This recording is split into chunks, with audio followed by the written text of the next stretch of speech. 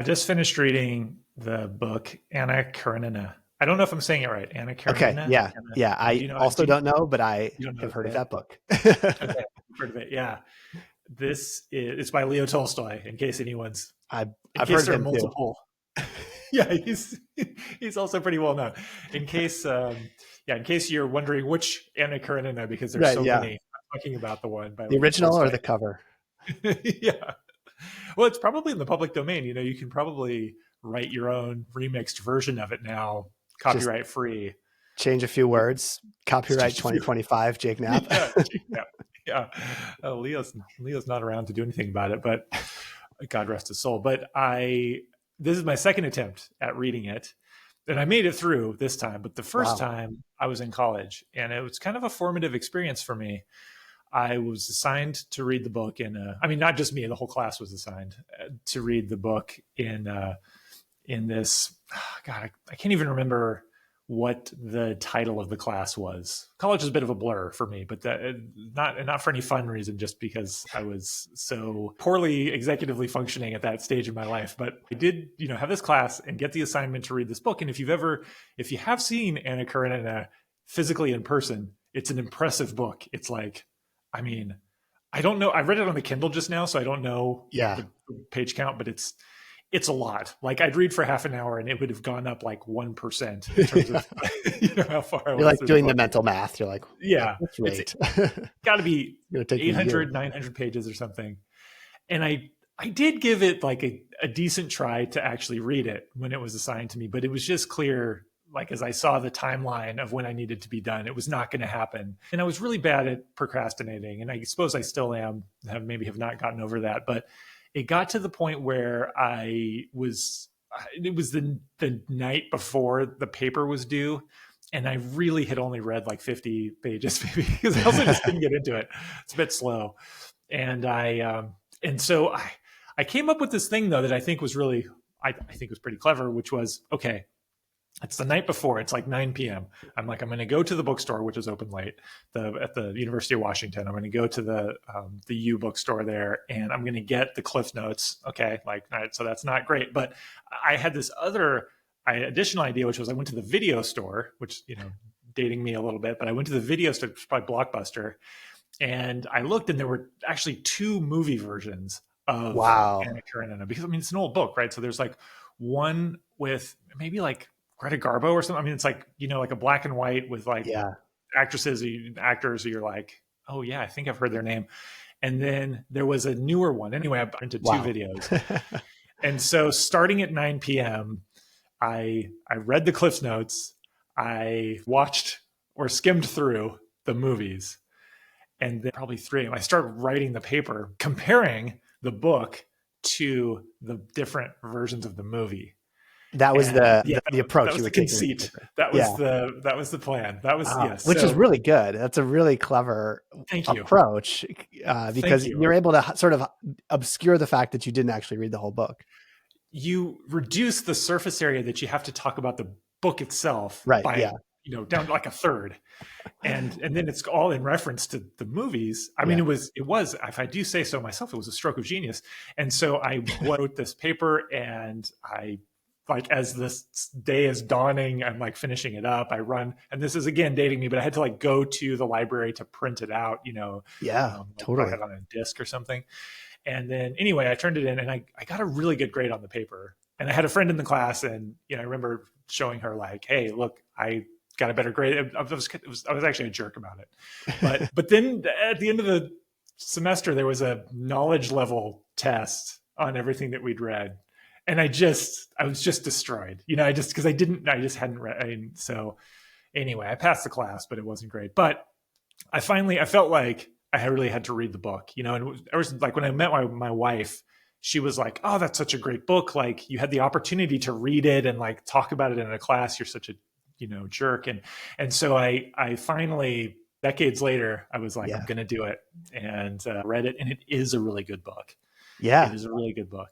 But no professor should assign that to, however old I was, 19. Like, there's no way it would have made sense to me, or I would have read through it. And regardless of how mature or organized you were, like, it just feels like a lot of book for a semester, it's like, and it was one of 3 books. Like, it wasn't even the only book we had to read. I was like, come on, what, you know? So how long did it take you to read it this time? It took me a really long time. Yeah. It took me longer than a college semester. Yeah. Has this been your main book that you've been reading? It's been my before bed book. I try to read fiction right before I go to sleep. It's for whatever reason, for my brain, easier to fall asleep. Yeah, I do the same. Fiction. And it put me right to sleep. So, sometimes there weren't the most valiant reading efforts. It's not always like a page turner, although there are a couple scenes in there where it's like really intense, and there's this like horse race where but the thing that was really cool about it is it's very well written. He's got great Tolstoy, I call him Leo. He's got great insight into the human experience. Right. And you realize a couple things. Like, one, I mean, it's set, and I suppose was contemporary times, like the 1800s. You're like, wow, like people's experience is we still are thinking about the same things. We're still struggling with the same things. And, however much technology or whatever else changes, like a lot is still the same. And then it's also cool because it is time travel. Like, you really get to sort of inhabit these people's lives in 18th century Russia. I mean, we can't even travel to Russia now if we wanted to. Like, you can let alone go back in time like 150 years. So cool. So yeah, it was fun. Amazing.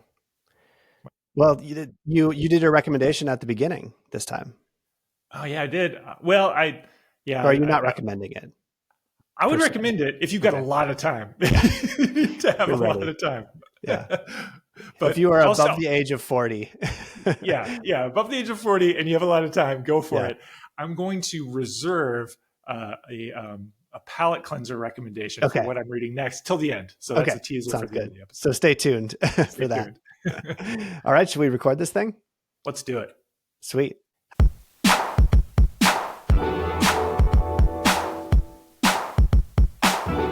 This is Jake and Jay-Z.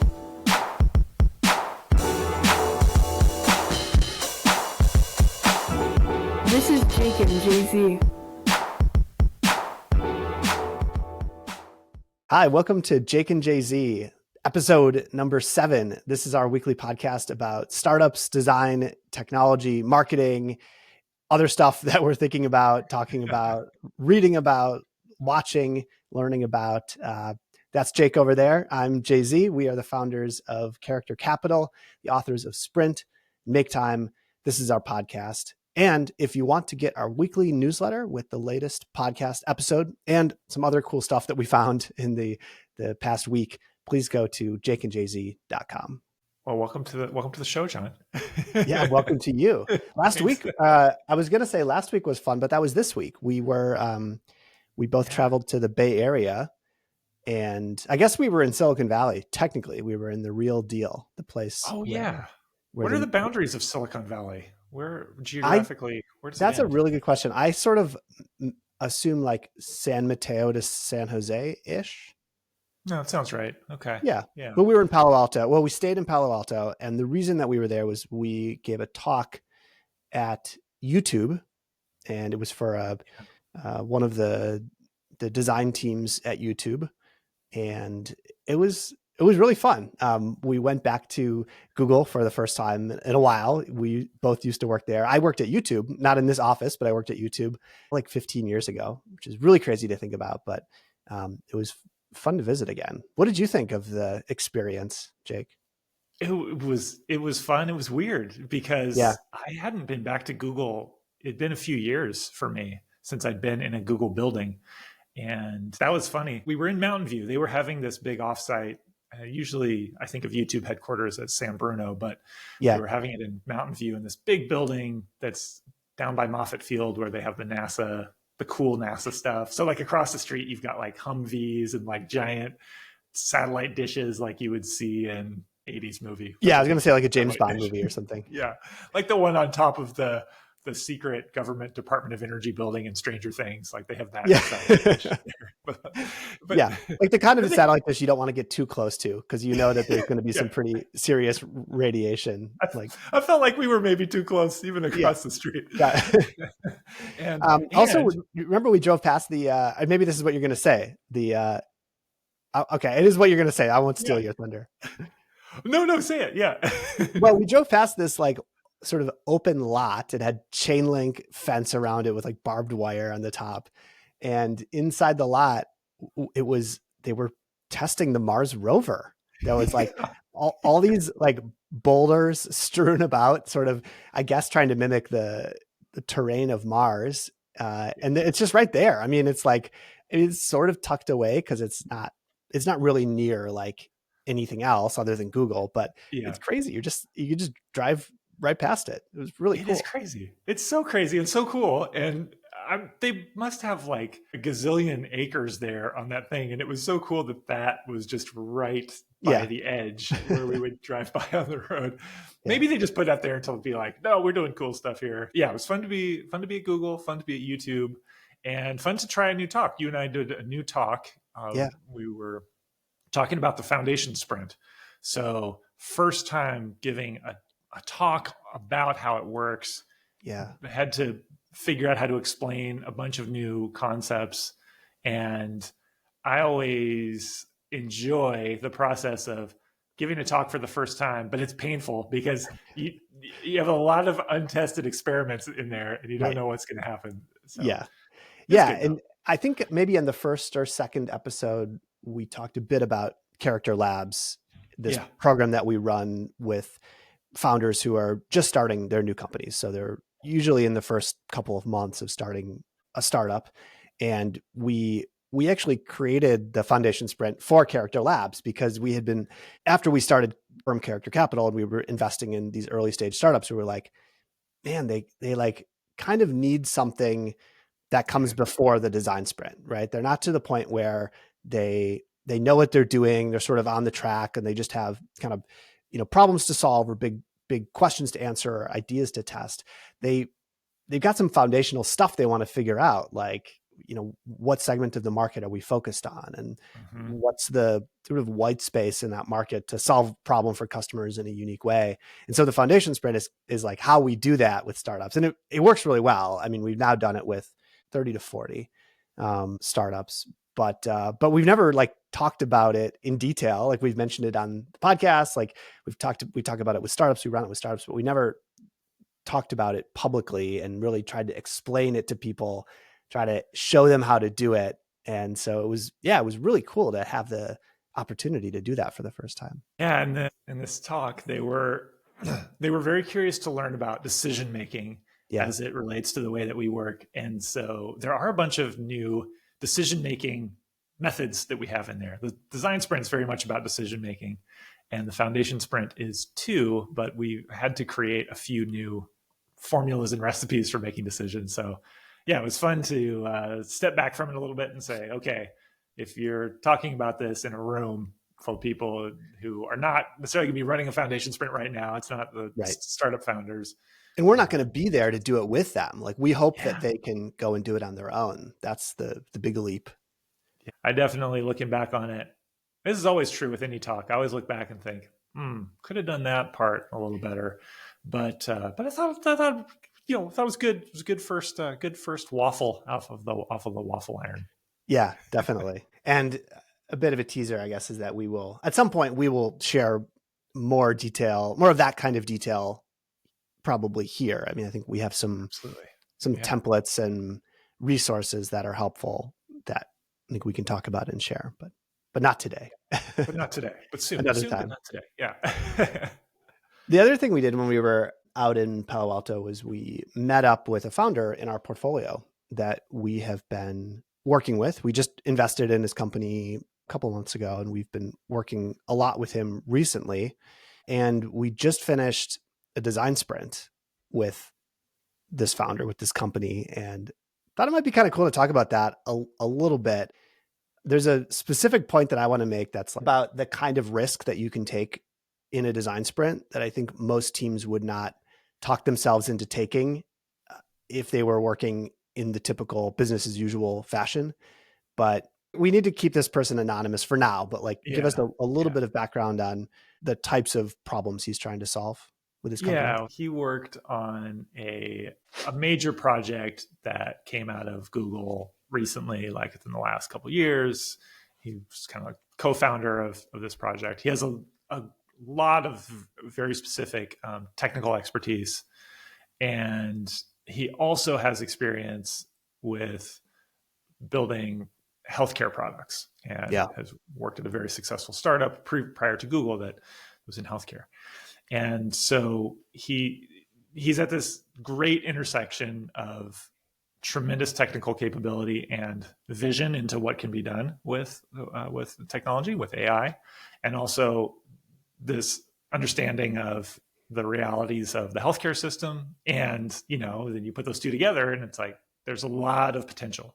Yeah. But because there's so much potential, I think this actually is can be challenging for a really capable founder in a field where there is a lot of opportunity and a lot of things that are not great, suboptimal in the way the system works. In healthcare, there's so many places where things could be improved, and where, the data is complicated, and the experience for the patient is not great, and the experience that the physicians have is not great, and they want to do more for the patients. And anyway, you probably get the idea if you're listening, if you've ever been to a doctor ever, that like, hopefully it was good, but it probably could have been better.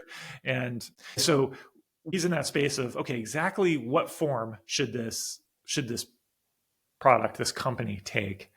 And this is a really fun time for you and I think, because we, in working with him, get to help him experiment, form the ideas of like, what's a reasonable experiment to take? What's a good hypothesis? That's foundation sprint stuff.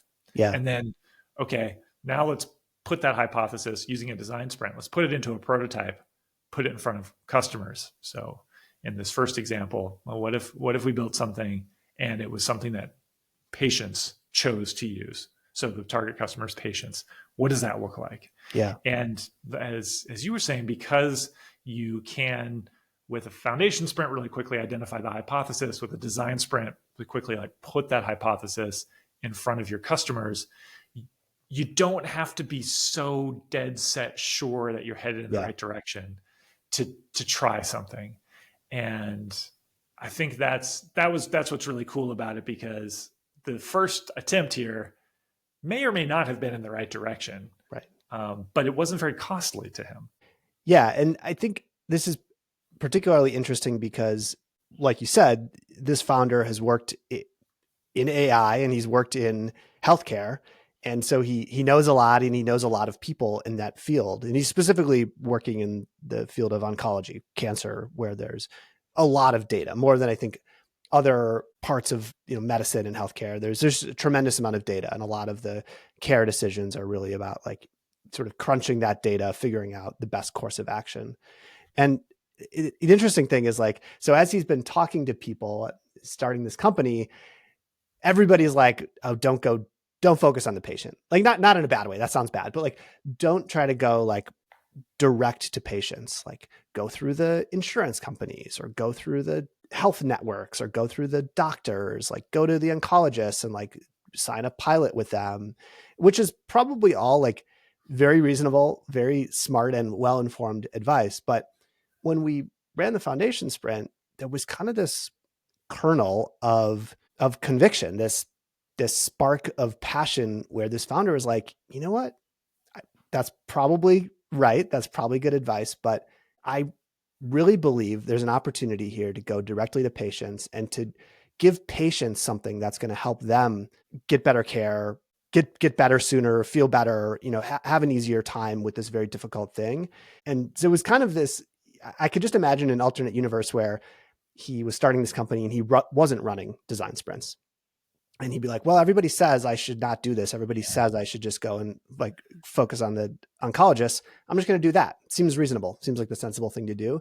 And again, like we don't know if this approach is going to work. Like, but I think having a chance to take a shot, having a chance to actually try something that's kind of risky, that's kind of different, that is non-consensus, just feels like it's worth doing. It feels like if you can constrain that and bound that so it's not going to use up all your money and all your time, you can do it in a design sprint, feels like a really special shot worth taking. Totally. You can just say, okay, well, I'm going to call timeout from right. Logic from conventional wisdom. And just like, well, what if everyone's wrong? Like, what would it look like? And and just like test that conventional wisdom. And conventional wisdom sounds derogatory, right? Like, I think the conventional wisdom in this case is like very wise. It's based off of a lot of experience people have had. This is not like, asking a random person on the street. These are like super experienced, smart people working in this field. And I share the conventional wisdom in this case. I kind of think like, this is a hard way to go. And I don't know if it's going to make as big of a difference. But the cool thing is like, it's driven by what the founder wants to try, what the founder wants to experiment with. I remember back when we were, just toying with the idea of like, should we write a book about the design sprint? And I remember talking to people about it in a certain window when it was like, it was still this idea like, should we try and do it? And I remember a lot of people just say like, no, don't bother doing that. It's not worth it. It's not worth it. It's a lot of effort. It's not going to move the needle. Yeah. Don't do it. And then I remember like, putting together a prototype of it. And you remember looking at that prototype, we like wrapped a fake, like a printed out, just like a cover that I had mocked up in Keynote. We printed it out and we put it around like a book, like just like, what would it look like if you were holding this and you book? Still have that. I saw that when I was at your house earlier this year. I saw it. It's so cool. Yeah, it is. It was cool. And it was like, I don't, just sort of one of the things that can come out of that kind of effort is that even if the customers don't react right to it, as the founder, you might look at that thing and say, no, like I think there's something there. I think that's it. And looking back to the prototype of the book, it didn't have the right title. It didn't have, so many things were different about it. But the thesis here is we're trying to spread this idea to people and give them something that they can use. A physical printed object of books actually feels like a special way to do that. And it might just as easily have not worked in reality, but like that moment was key. And there's some of that here too for the founder. It's like, okay, you get to see it too. You get to assess your own intuition about how excited you are about this thing. Does this feel like this vessel could be filled with the magic it needs to become a special product? And if you just listen to people's advice and then you try to come up with the perfect decision before you start executing, you probably won't take that step. This dynamic exists everywhere, this sort of consensus narrative. And part of what's so challenging about starting something new is that everybody will tell you to go talk to other people who have worked in that category. They've tried to solve some more problems. They've started some more companies, whatever, which is good. I mean, absolutely. It makes sense. Before you do a thing, you should talk to people who have done the thing or tried to do the thing. But there's almost always then this consensus narrative that you get from those conversations, whether it's you're a partner at a VC firm, don't bother writing a book, or you're a founder working in healthcare, don't bother going direct to patient. There's a zillion things like that. And I think it's hard without some sort of method or tool. It's hard to say, I'm going to ignore those people and go my own way. But if we can give founders a little bit of a structure, a vehicle, if we can give them a way to pursue the unconventional, non-consensus approach, sometimes it works. And when it does work, those tend to be the truly unique, truly differentiated, really special and successful projects. Whether it works or it doesn't work, I think it's so much more satisfying in life to be able to explore the paths that you are excited about or intrigued about. And maybe those paths are often dead ends. And even if they're all dead ends, at least you took a step down that path or a few steps down that path. And you don't have to wonder later, here I am running this business. It's not exactly what you can hopefully can then have more conviction that, all right, if I'm going to do this thing, this really is the best way to do it. Yeah. So it was good. It was a good sprint. Absolutely. Now that we've been making this podcast for a little while, a couple of months, this is episode 7, we have started to get some questions from listeners, from people watching, which is really exciting. We have a little bit of a mailbag forming of things that I find pretty interesting. I'm excited to talk about. And actually, if you're listening to this or you're watching this on YouTube and you have a question for us, something that you wish we would talk about, please send it to us. Send it to hey@jakeandjz.com. And we'll add it to our collection of other interesting questions, and we'll do our best to answer it in a future episode. But got a couple here that I thought would be fun to talk about. The first one comes from a YouTube comment. One Sam 1216 asks, do you guys have a podcast on naming or renaming? Would love to see that. Yeah. Do we? Well, we don't have a podcast on it yet until now. Yet. But this could be it right now. Yeah. This is the self-referential. We do have an approach to naming, and we've helped to name a bunch of products and features and we named character, and we thought, hey, John and I were chatting about this before. We thought, hey, let's show you or talk you through, depending on whether you're on YouTube or on your headphones. Let's talk you through how we named character real quick, and share this process. So this goes all the way back to when we were at Google Ventures, and I don't even remember. Jake, do you remember like how this came up in the first place? When was the first time that a team was like, "Can you help me name my company?" or did we offer that? I know that our partners, Laura and Daniel, were quite savvy about brand and about naming. And so I know that they were having these conversations, but I'm trying to remember sort of what was the spark that led to creating the name sprint. So the first one that I can remember is what became Calico. Calico is a life science division of Alphabet. And when they were spinning it up, just getting started, I suppose they must have come to Google Ventures to ask for some help with branding and marketing and naming. And so you and I and Laura Melahn and Daniel Burka, probably Braden Coates was probably involved as well. Yeah. And we sort of put together this process. And I don't remember if that was the first time that we had done it, but remember we were thinking about things that Daniel and Laura had experienced, because Laura's an expert in marketing who had worked in marketing at Google and worked at Google Ventures with a bunch of startups. Daniel has a bunch of experience with design and brand. And there were things that agencies will do if they're working with a client to kind of establish what the framework, the sort of underlying framework of a brand is, which honestly to me just is like, I'm just like, what? Like, what are you talking about? Like a framework for a brand? Like this? Yeah, it sounds so abstract. It's like so hard to get your hands around. Yeah. And really the kind of thing where I would just normally be like, I don't know what you're talking about. Yeah. I can't help with this. Whatever, man. Where's the product? But actually having worked with it a few times, I pretty quickly realized, there is something here.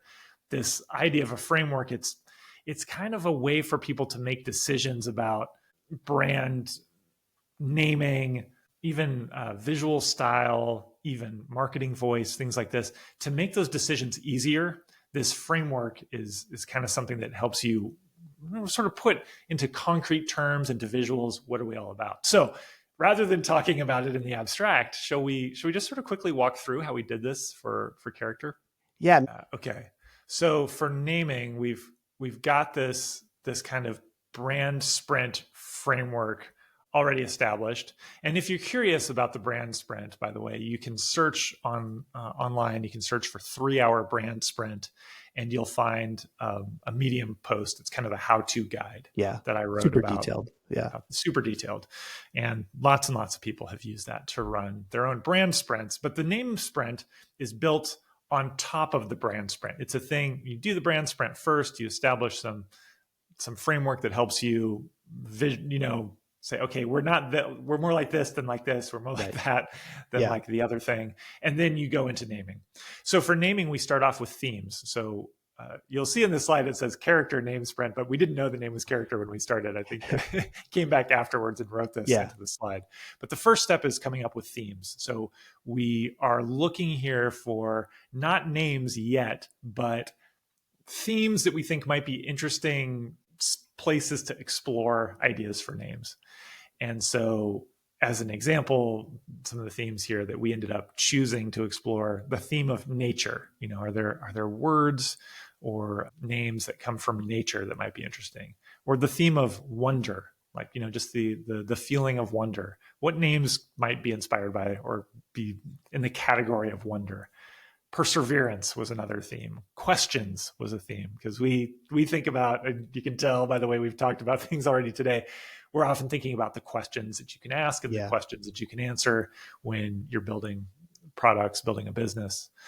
Materials is an example of a theme. Speed, travel, navigation. So these themes, none of those would necessarily make a great name itself. That's not what we're going for. We're going for a category of places where we can explore. And if you're listening on audio only, what we're looking at here is it's actually a Google Slides presentation. It's a slide, and there are essentially a bunch of sticky notes, digital sticky notes, where we've written one category or one theme per sticky note, and then we have some dots. We've voted on the ones that we think are the most interesting, the most relevant, maybe even the most fruitful in terms of helping us think of names. But this is a really helpful step. I mean, it feels a little, I remember when we first started doing this, I was like, can't we just do the names? Like, why do we need this in between step? Like, we're trying to think of names. Why don't we just think of names? But it's actually really helpful because it's kind of like a low stakes warm up. It's sort of like,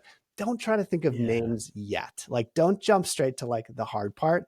All you have to do is think of themes. Like, what are some general themes or categories of names that might make sense for us? It's a great way to warm the brain up, to look back at the brand sprint stuff that you did and think about, what's the ballpark that we want to be playing in with these names.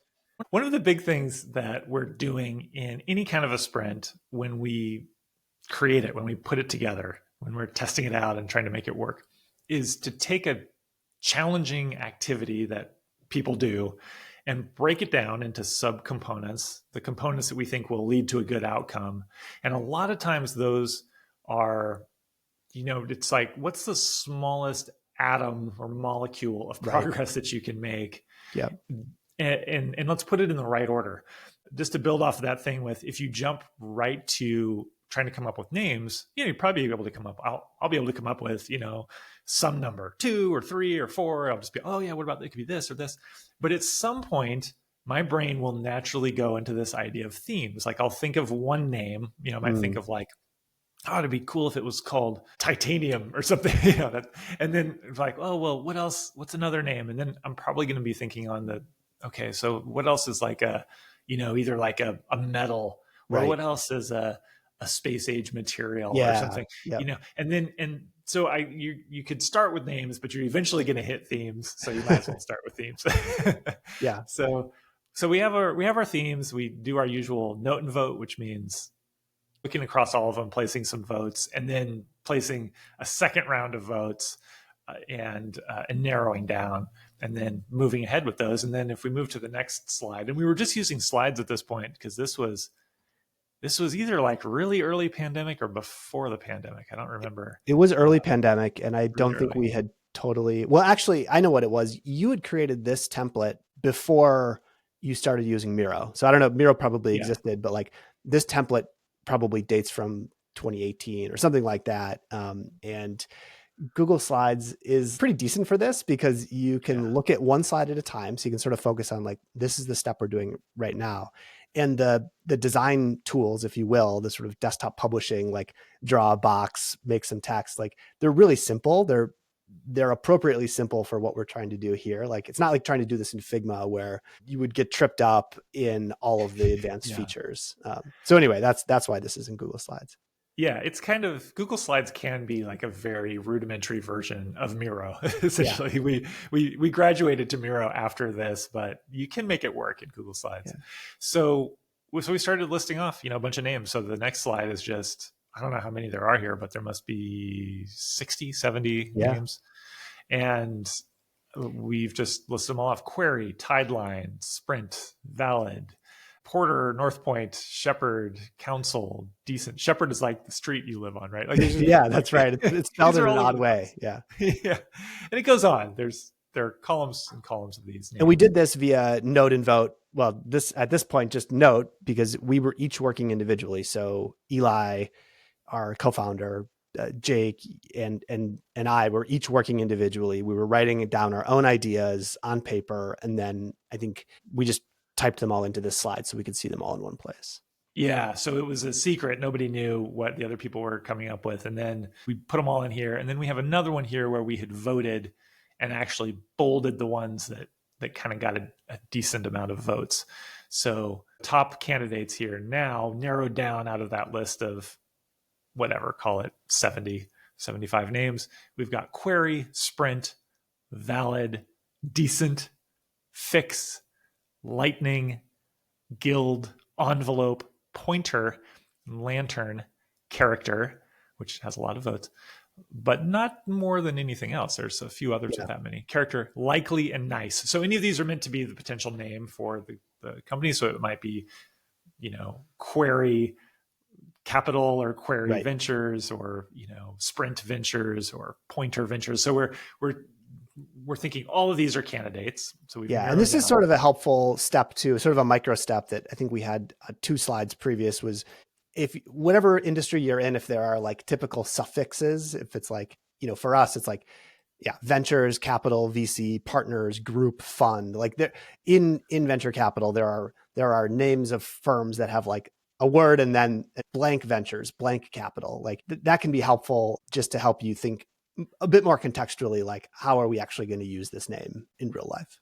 And then we voted further down on those. So we took just that set. This slide is really interesting to see, like where the votes are. Yeah. I did not vote for character, it looks like. No, you and Holly both double voted on Lantern. Yeah. Lantern Ventures. Yeah. Which still could have been an all right name. But it's not as good maybe on the pub test, I think. It doesn't hold a candle, pun intended, to character. Yeah. I also double voted on Sprint. So I've put all of my votes on Lantern and Sprint, and then 1 vote on Likely. And Eli's voted twice for character. You voted once for character, once for Fix, once for Sprint, once for Likely, once for Pointer. So you've spread your votes around. Yeah, it was not very decisive. There's that famous Eli Blee Goldman intuition, though. Yeah, that's right. Double voting on character. He knew. Yeah. And then we move on to the next. This is just, I guess we've just collected the sort of winner. So what we're looking at here is we have like there was a slide that had like 70 names on it with votes. And then there's a slide that has like, I don't know, like 12 names on it with votes. And now we're on a slide that has 7 names with votes. So we're basically just doing subsequent rounds of voting. Each of us probably has 4 votes, maybe 5 votes that we can use here. And so we're forcing ourselves to narrow the field. And now we've narrowed once again, and all of the votes now, I don't recall exactly what happened in between this stuff. It might have been the next day. We might have slept on it. We slept on it. Yeah. So now everything's on character except for 1 vote on Lantern. Probably me still. But now we're trying out, I think, these different names on this sort of 2x2 that comes from the brand Sprint, where it's modern to classic on one axis, expressive to reserved on the other axis. And we're looking for something that's really expressive and not all the way modern, but pretty modern. And that's our target, but character actually is in the classic and reserved quadrant.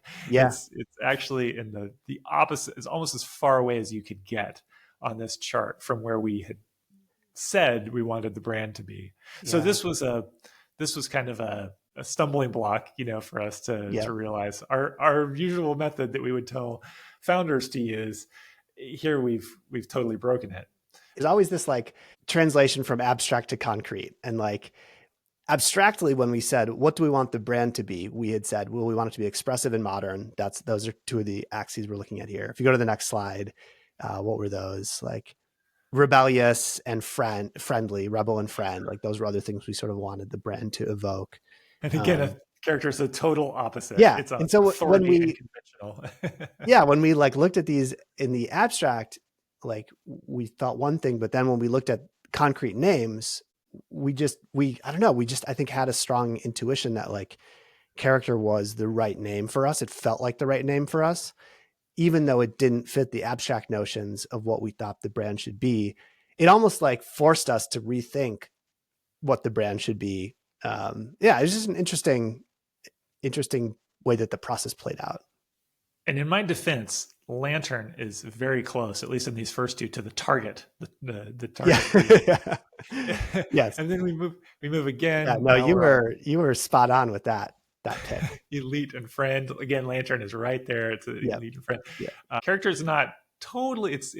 We plot it as elite, but more authority than friend. Yeah. Because it doesn't sound particularly friendly. I think that's right. No. And then I see some of these are like, this says Eli's quick plot. So where Eli is plotting things is a little different. Anyway, we did this exercise. We kind of plotted it. And I think in the end we decided, well, that was interesting. Maybe the brand voice, if we're really excited about character, maybe we need to rethink the brand voice a little bit. And then we vet names by doing the pub test. The idea there being that if you're in a noisy pub, it's funny that this is called pub test. I don't know who named this. Must be a Danielism. It's because I would never say the word pub. It's very, very much too sophisticated for me. Yeah. But if you're in a loud place, I think of it as like the cell phone with bad reception. As you're talking to somebody and you're saying like, my VC fund is called character. Can they make out the word character? Is it a word that's easily hearable, easily sayable?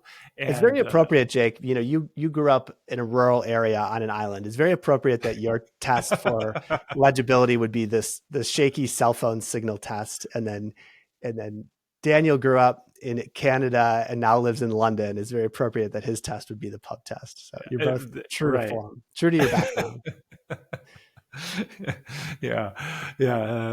Shouting in the forest in a high wind. Can you right. The name of your company? Somebody's on the other end of your like yard. They're like far away. You're like, hey, it's character. What? So pub test is the first test to pass. Does it match the brand?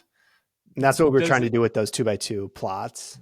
The quick web test. This means we're running a search online to just see what else is there that has that same name, and do we think that when people search for it in the future they'll be able to find us if we're character capital? Is there other things that come up that are going to be confusing that dominate that namespace? And domain, is there a decent domain name available? What can we get? And then if you get through all those, a quick trademark test to see if there's, before you would do like a really thorough trademark test, just seeing, okay, right. If I just look this word up, what's trademarked? Does it seem like that's going to be a problem? So this is quick vetting just to see, are these names still candidates? And we did this for character, which we were calling character. One quick thing I want to call out here is that I think that it's really important that these tests come at the end. These vetting tests are at the end of the process, because before we started running these name sprints and when I had tried to name things in the past, I was always thinking about the domain name and that kind of stuff. I was thinking about that at the beginning, as I was like, well, that's a cool name, but it'll never work because I can't get that domain. Or like I was sort of disqualifying ideas very quickly. And I think it's really helpful to take a more principled approach and try to figure out like what would be the best possible name. And then at the end, figure out, well, can we make it work from a practical standpoint? Absolutely. It's a way to, again, break apart that process that has to happen and put the right thing in the right place. And it's quite natural to start the vetting process. Looking up domains is really fun for me anyway. Like I love to see, what's available. And And it's not a terrible way to think of names. You can just be in that mode and hit it lucky and be like, oh my God, this is a great word. I can't believe this thing's available. Yeah, especially if you're going to go with like an empty vessel style name where it's like you choose a word that it happens to be like a 5-letter word with a .com. And it doesn't matter like what the word is, because it doesn't mean anything yet. And you're going to imbue it with meaning. That can be really fun. Yeah. An empty vessel name means something that the word doesn't mean anything to anyone yet. And you're going to fill the vessel with the meaning of what your name, of what your company, your product, whatever it is. Or it doesn't really mean anything in your industry. Right. Oh, I was listening to a podcast and it was sponsored by Ramp, which is, like a corporate, like spend management sort of business neobank. And I was like, Ramp, like, how did they think of that? Like, what does that even mean? Like, I don't understand what that word means. And ramp obviously is like a real word that means things, but in their industry, it doesn't mean anything. And so for them, it is, for all intents and purposes, an empty vessel. Yeah. Yeah. Well, here we've got the vetting for character, and ultimately we ended up calling it Character Capital rather than Character Ventures. If you're looking at the slide, you'll see like there's a little URL bar at the top that we've mocked up. Like what would the website, the most likely domain that we found, the best domain that we found, what would it look like up at the top? What does this look like? Not really designed, but just instead of on a sticky note, what does it look like if it's in some kind of, big slab typeface? And then the why, this is a moderate match. How we conduct ourselves and the characters we'll work with, fundamentally human concept. I'm not sure what fundamentally human. Well, I think I know. Actually, I do think I know what that means. We're kind of talking about character as a very basic human thing. Yeah. And so we'd say the why, because this is something we've talked about earlier in the brand sprint. Works because it sounds elite, great on the pub test, concerns a little pretentious, oriented on innate qualities of people rather than action. And then some vetting, trying to see like what else is there that exists. And we've got a list of possible domain names that we could find that were available: character.vc, which is what we ended up using, characterventures.com, character.ventures, and character.partners. All those were available. So pretty decent domain availability. I ended up gobbling up some other ones too. Like I think character.capital was available. And I got nice. That one. A few others, yeah. Every year when I get the flurry of Squarespace domain renewals, and I'm like, what are all these domains? Like, why do I have like hundreds of dollars of charges on my credit card for like all these domains we're not using? Yeah, maybe throughout the year, it's like half-baked ideas I've had in the past, and then the occasional one where I'm like, oh, okay, yeah, that's really, that panned out. I do. Well, a good example of that is Jake and Jay-Z. I bought that domain like ages ago, like man, maybe before Make Time came out or something, like 2018. I bought jakeandjz.com because I was just like, you know what, like that's cool. It's like I feel like there's a decent chance we'll want to do something with that someday. And that's 8 years later of renewals, here we are. That gives me hope for all of those half-baked domain ideas that I have. We can also invert it, and we can come up with business or project ideas based on the domains you own if you want. This could be a fun exercise. Yeah.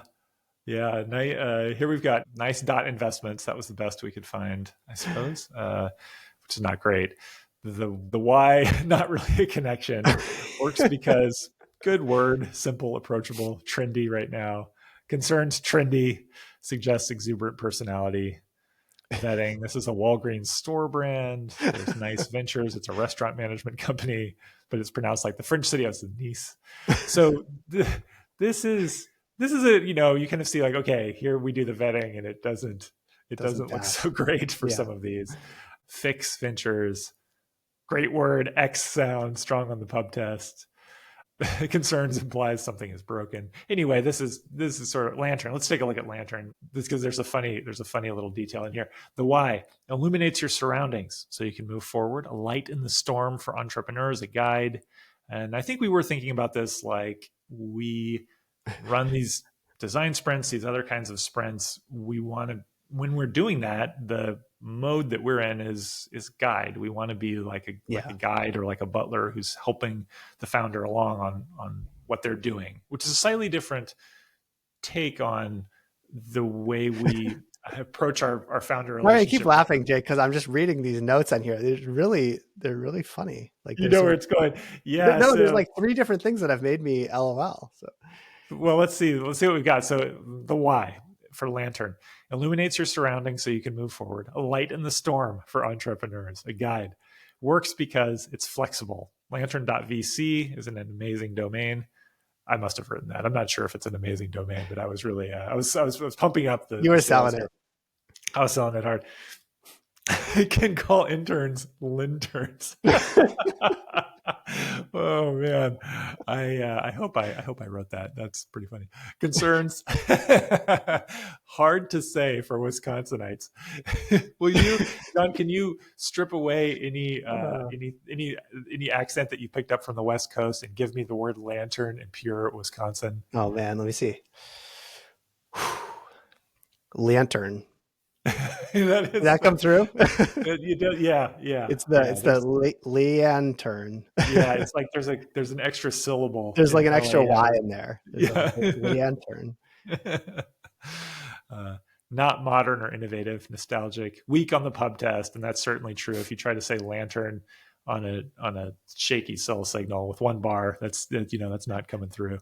Not elite, not rebellious. Just doesn't resonate for Jay-Z. Seems like a great name for somebody else who loves camping. Oh, that's great. And it's true. Yeah. I don't know that any of us love camping. It's not. No, but you can imagine like a VC called Lantern Ventures, and like the photo is like the partners like all wearing like, hiking boots, and like they're in the woods. I can picture that very vividly. It's like a very polished photo shoot. You're like, are they really yeah. hiking? Yeah. There's like a pickup truck and like tents in the background, and like it's like a cyber truck. Yeah. So free brand out there for any VCs who love camping, who love the outdoors. Go for it. These rugged outdoorsmen. URLs are presumably still available. Yeah. So anyway, that's what this looked like. And that helped us feel confident in the name character. Yeah. Both because, you had a lot of conviction around it. Eli had a lot of conviction around it.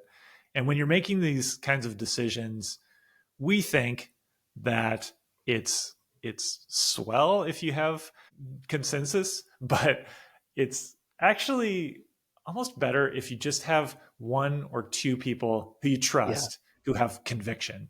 Yeah. That's better than having this kind of like, yeah, that's pretty good consensus among everyone. And I have felt good about the name character since we said it. Yeah. In part because I knew you guys could feel that connection and just felt like it was right. So a funny thing about names is the name eventually becomes the name, and you stop thinking about whether it's the right name. Yeah. And that's true when you name a kid. It's true when you name a business. Hopefully, sometimes people end up changing the name of their business. If it's wrong, you'll also know that it's wrong. But totally, character ended up feeling right. And Laura Melahn, if you're listening, thank you. I'll leave it at that. There's a bit of an inside story there, but thanks, Laura. Yeah, both on the process. She helped us quite a bit in forging that process, but also specifically with character, she was quite helpful. Yeah, I was just going to say thanks to OneSam1216 for posting that question on YouTube. Yeah, and everyone keep the questions coming. Hey, HEY, hey at jakeandjz.com, and you can send us more questions. And I spent longer answering that question than I think we meant to. I think we should just do one question for today. Yeah. One question is fine. And do you have any recommendations for our dear listeners? I do have a recommendation. Other than Anna Karenina? Well, I'm gonna go with my Anna Karenina palette cleanser. Okay. Or Anna Karenina palette cleanser. And hopefully if you speak Russian and are listening to this, you could write in and give me the proper pronunciation, which I realized if I was not lazy, I could probably find on YouTube in 30 seconds. But here we are. So here's the recommendation for the book I'm reading after. It's a book I've read before. Many, many years ago, I read this book and I loved it. And it's short, it's fiction, it's fun, it's punchy, it's kind of a little spooky and scary, great sci-fi book. It is Annihilation by Jeff VanderMeer. And I'm reading it. I thought of reading it because my son is just picked up. He's written like a middle grade or young adult book. And so my son just got that from somewhere, and I was like, oh, hey, Jeff VanderMeer. Whoa, cool. Now, if you've seen the movie based on the book, Annihilation, try to wipe it from your memory and consider that the book is actually good. The movie is total trash, like dumpster. It's awful. And I read an interview, I saw it and I was like, what the hell happened here? And I remember reading an interview where the director said I think he like didn't, I don't even know if he read the book or he read like he basically did what I did with Anna Karenina. He like didn't really read it. And then he kind of just like was like based on his impression, his feeling of the book, wrote this script. So it doesn't follow the book. Wow. And it's like not good. Huh. And it's just incredibly frustrating because the book I remember really enjoying the book, but it's been long enough that I've forgotten a bit what happens. Yeah. And again, it's short. It's a thin book. You can read it in a snap. So nice. So Annihilation, Jeff VanderMeer. That's my rec. Awesome. It's sort of interesting to think about like making a movie or any derivative work that's like based on the premise of the source material, but doesn't actually pick up any of the story or the characters or anything. It's a bold move to say, hey, you thought about this whole world a lot and created it and thought this was the story that should be told. Right. But I think just on a hunch, I could do better. Yeah. Yeah. Interesting. Well, I have a recommendation, and the backstory is that every 3 or 4 years, something reminds me that NPR Tiny Desk concerts exist. Yeah. Have you watched these? I've seen one. Oh man. No, maybe two. The first time I saw one, and it really stood out for me because it was the first time I had not heard of Lizzo, and it was Lizzo. Oh, yeah. And I mean, it was really amazing. What a great introduction to Lizzo. Yeah. Yeah. It was great. I remember she starts this song and she pretends like she's out of breath and like can't, and then all of a sudden she just like belts out whatever it was. It was like, wow. Yeah. Yeah. So yeah, it's been around a very long time. I want to say like 10 years or more, but every couple of years, something reminds me, something sort of bursts back into my consciousness. And I'm like, oh my God, NPR Tiny Desk. Like, this is the greatest thing ever. Like, this is so life affirming. This gives me so much optimism and hope and joy about humanity. And then I spend hours just like watching them like one after another. And this most recently happened to me on either Monday or Tuesday night. And I realized that it's kind of the modern MTV Unplugged. Did you ever watch, or was that MTV or VH1? MTV. Yeah. Did you ever watch those? Yeah. Oh, for sure. Yeah. I mean, the Nirvana MTV Unplugged was just so iconic. I had that. Yeah. I watched it. I had the album, so listened to it like a zillion times. Yeah, totally. So to my mind, there are 4 iconic MTV Unplugs. There's Nirvana, there's Eric Clapton, there's Alanis Morissette, and then there's Jay-Z with The Roots as his band. All 4 of those to me are like, they're just like, they're good on their own. If you never heard any of that artist's music in any other setting, you'd be like, this is just legitimately good. But they're especially good because they really give you a different appreciation, a new appreciation for those songs, for that artist, that performer. And I think Tiny Desk is kind of the same idea, like to just see a rendition of some of these songs in a way that's like totally stripped down is super impressive. And it reminds me of something that I heard a long, long time ago. I used to play music. I used to play drums and guitar or saxophone. And at some point, somebody told me like the true test of a skilled musician is, can you play quietly and it's still good?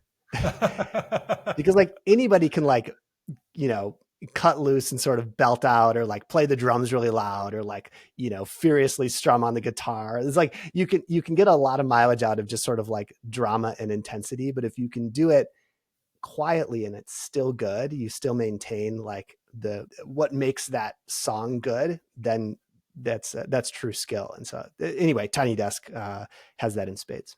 Well, what's a Tiny Desk show? If people were going to start with one, are there one or two that you loved? The Lizzo one is great. It's good. There are 2 by Dua Lipa. So if you like their pop music, if you like Dua Lipa, her songs are incredibly catchy. They're really fun. And I think they fit that category of giving a new appreciation, a different appreciation for her and for her music. Those are both great. The most surprising one that I don't even know the backstory of, but I'm quite curious about is there's one with Sting and Shaggy. I don't know why. I don't know where they met. I don't know the story, but it's really special. It's really good. So that's what I'd recommend. Lizzo, either of the Dua Lipa ones, and Sting and Shaggy. But there are a ton. I don't think you can go wrong. I think so. You can probably just like look for a musician you like. It's probably on there at this point. At this point, it's been around long enough that it seems as though everybody's done it. I'm sure there's plenty of like famous artists who haven't, but anyway, highly recommended. That's a great example too of what probably seems like it would have been a non-consensus idea. Yeah, you can imagine the person being like, well, okay, yeah, we could have the person on live, but like, what if we put them in like a tiny desk? Yeah. Right. What? Like, why a tiny desk? It's nothing cool about that. Yeah. Yeah. And when you watch, it is made to look like they're in like a cubicle at like the NPR office. It's like one of those like L-shaped desks, that like cubicles have. And then like everything's just like set up there. So anyway, it's great. Good stuff. All right. Well, till next time, maybe. Yeah. Thanks for listening. Made it through another episode of Jake and Jay-Z. It's our weekly podcast. This was episode number 7. Again, if you want to get an email from us every time a new episode comes out with a few extra interesting links of things that we have enjoyed, be sure to go to jakeandjz.com and sign up there. Thanks, everybody. Thanks for listening.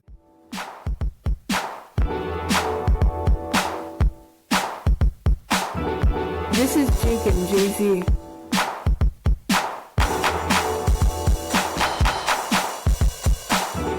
This is Jake and Jay-Z.